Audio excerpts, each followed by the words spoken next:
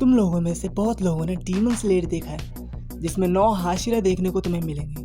और 9 हाशिरा में से एक हाशिरा सरपेंट हाशिरा होता है। उसका नाम ओबोनोए इगुरु है। हाँ, बहुत लोगों को याद नहीं होगा कि वो कैसा दिखता है, तो मैं बता दूं।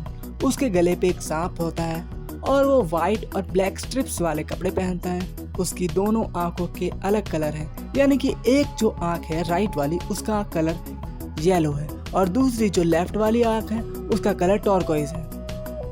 मैंने तुम्हें इतने डिटेल में बताया तो तुम्हें पता ही चल गया होगा उसके बारे में।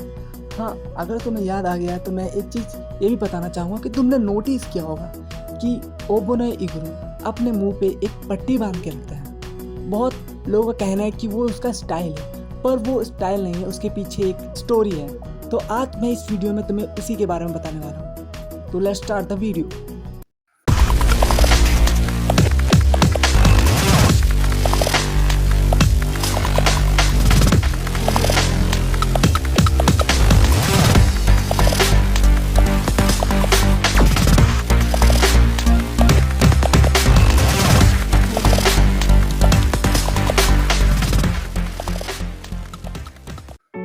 तो कहानी एक कोठरी से शुरू होती है जहाँ बहुत सारा खाना रखा होता है और वहीं पास में एक छोटा लड़का ओबोनोए बैठा होता है।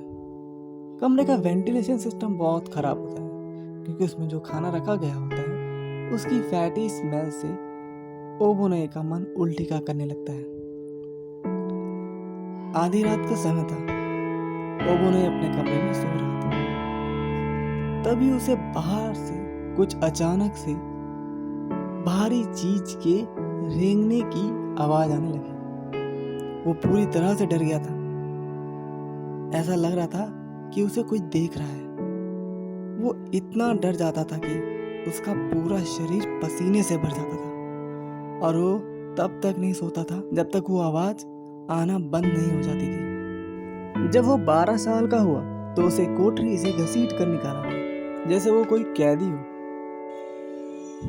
ओबोनोए जिस परिवार में जन्मा था उसमें 370 सालों से कोई भी लड़का नहीं जन्मा था। ओबोनोए पहला लड़का था, पर जब से ही वो जन्मा था उसे उस अकेले कोठरी में बंद कर दिया गया था। ओबोनोए की माँ, बहनें और मौसी उस पर फिदा थी। इस तरह से उसे ट्रीट किया करती थी मानो जैसे कि वो कुछ अनोखी चीज हो। इतना कि ओबोनोए को उनसे घिन आने लगी थी। अब रोज रोज ओबोनोए के लिए स्वादिष्ट खाना लाया जाता था।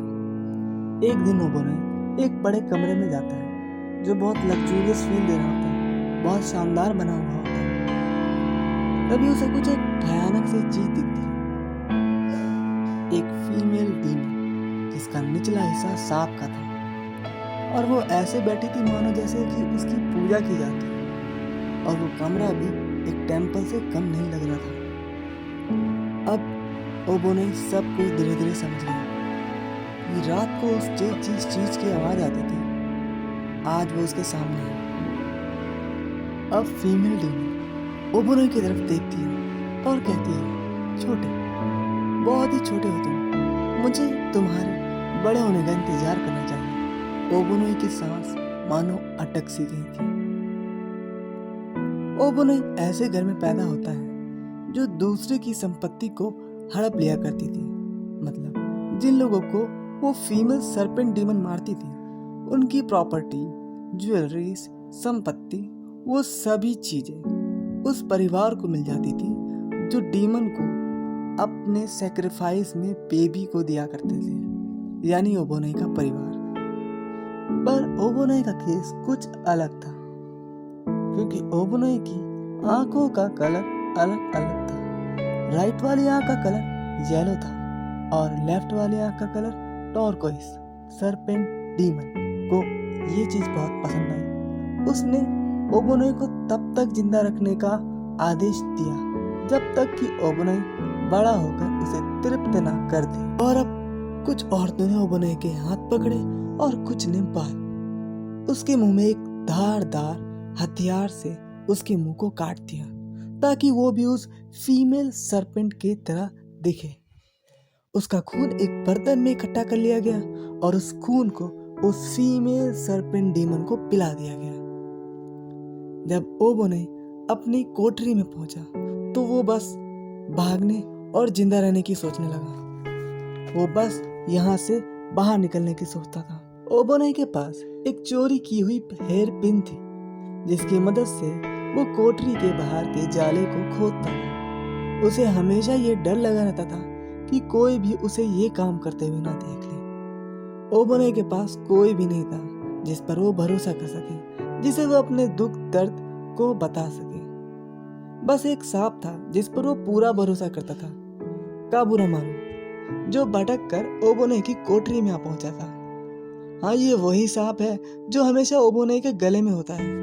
एक दिन ओबोने निकलने में कामयाब ही होने वाला होता है कि तभी फीमेल सर्पेंट डीमन उसे देख लेती है।